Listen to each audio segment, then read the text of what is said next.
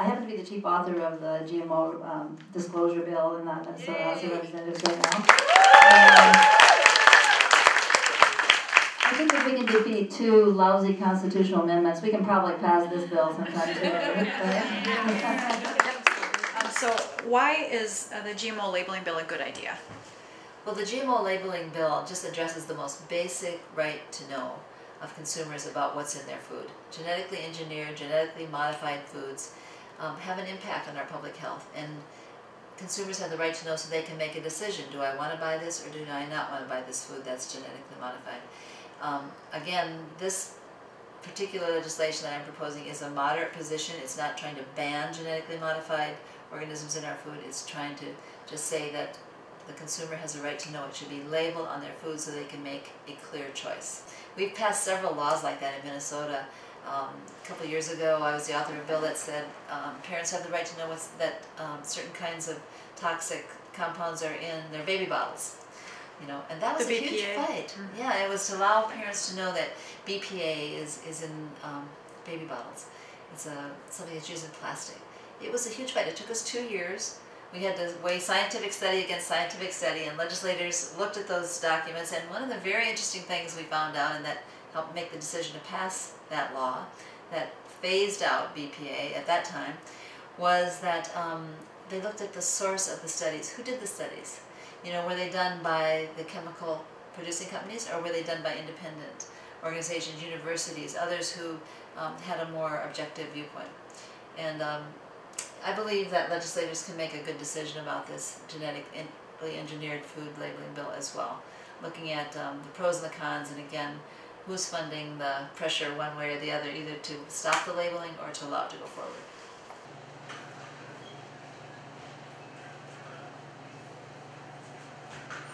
A lot of people have asked me, why a state law? Why should Minnesota pass a law to label GMOs just in our state, and shouldn't it be a national effort? And my answer to them is it absolutely should be a national effort. Ultimately, it still is a national effort. But what has happened is that there have been labeling drives on the national level, and they have not been successful yet. The FDA received more than 1 million comments, more than they ever have before, asking them to require labels on GMO foods, and they did nothing. So I think when that happened, a lot of us on the state level started realizing it's not going to happen on the national level. The industry is just too powerful on the national level to actually get any positive change to happen. Right to Know Minnesota is a group of people, farmers, consumers, organizations. We're really hoping to build a broad coalition of people who care about food and who want genetically modified foods labeled. Well, there's several reasons that we should know whether foods we're looking at or considering buying are genetically modified. One is that there's a number of environmental concerns with genetic modification. They are causing resistance in weeds and pests and forcing farmers to use stronger and harsher toxic chemicals to grow the food. Secondly, there's significant health concerns. There have been animal studies that have connected genetically modified foods with cancers, immune system disorders, developmental delays, and other health problems. So both from a health perspective and also from an environmental perspective, there are just a lot of concerns and unanswered questions about genetically modified foods.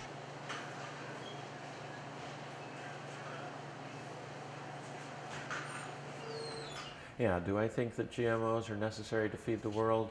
Well, no. I mean, the best way to feed the world is to feed yourself, is to grow a garden, is to raise food for your own family and for others. That's by far the most productive use of land. And in developing countries, by switching to soil building practices, composting, green manures, you can increase food production 180%, the studies show, without the use of GMOs at all.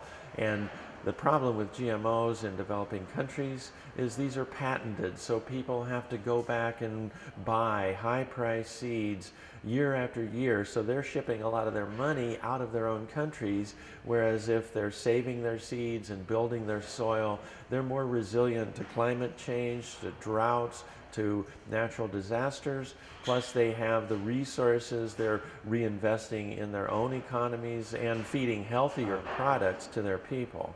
So I think it's, you know, the investment in GMOs is a good way to enrich the stockholders of the companies that own the technology, but it's certainly not necessary to feed the people of the world.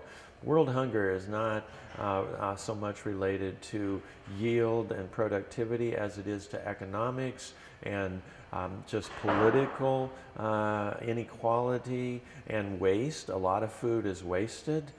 So we can't separate hunger from economics and politics. Those have much more impact than just agricultural yield. And if you look at the reality right now, over a third of the U.S. corn crop is actually going to ethanol to feed our cars. So we're not feeding that corn, the biotech corn, to people. It's being fed to our cars and to livestock, not to human beings. So most of the GMO crops are not even food. They're industrial crops. They're not being used to feed people. It's a lot better to help people grow gardens and feed themselves rather than import patented technologies that take money out of their economies.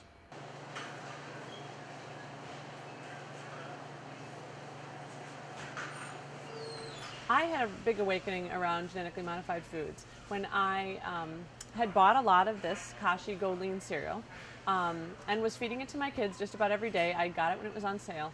And then I saw a research piece done by the Cornucopia Institute that found out that a number of cereals that claim to be natural actually are loaded with GMOs. This one, for example, says it has as much protein as an egg. It has about 90% GMO soy.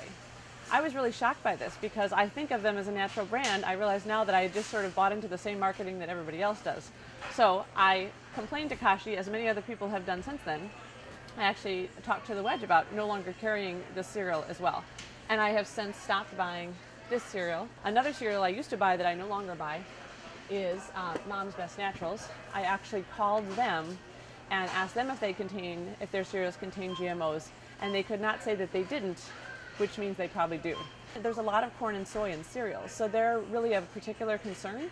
I think if most moms knew that they were feeding their children genetically modified corn and soy every day, they would make some different decisions about their breakfast cereal. We just need to make GMO-free food widespread and not something that only a few people can afford. So I think labeling GMOs would just create more widespread use of GMO-free foods and make them more available to everybody. I think to the extent that some parents are not yet thinking about the issue of genetically modified foods, part of the reason for that is because they really don't have any other options in the grocery store. So I think labeling genetically modified foods would actually give them options and give them choices, and I think that's what they would ideally like. Certainly if they knew anything about some of the animal studies that have connected GMO foods to health concerns, they would stop and think twice before they bought those foods and fed them to their children. So I think if they had access to other foods, they would choose other foods, and that would also turn our whole agricultural system in a direction that is more democratic and more sustainable for all of us.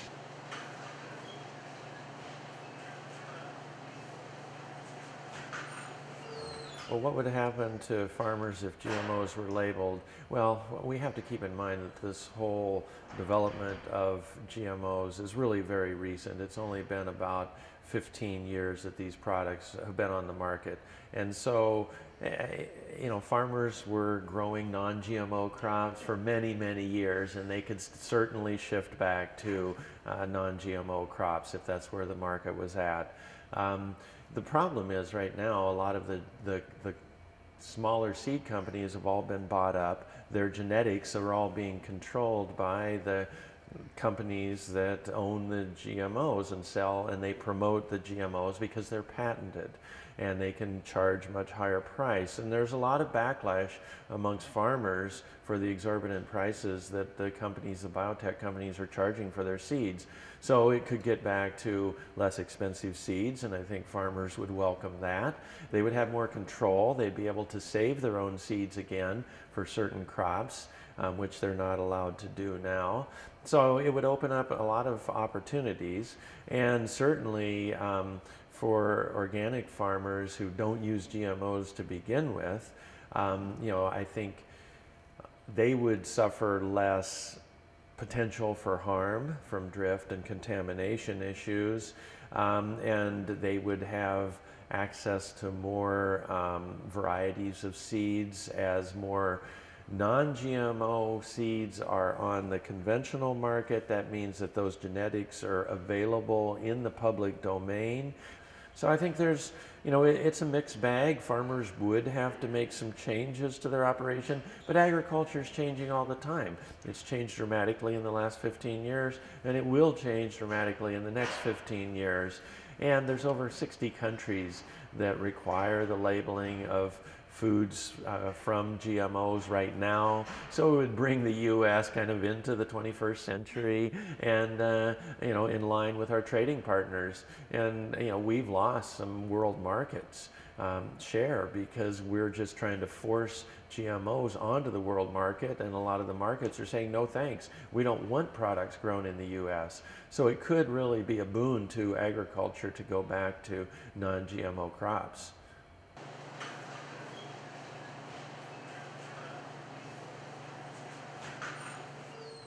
One question people ask is whether meat should be labeled as containing GMOs if the animals had actually eaten GMO feed. That is not part of the Minnesota law, the Minnesota legislation that we're trying to work for. However, the biotech industry is working on creating a genetically engineered salmon. So the salmon itself in that case would be genetically engineered. Under the Minnesota law, that would require a GMO label.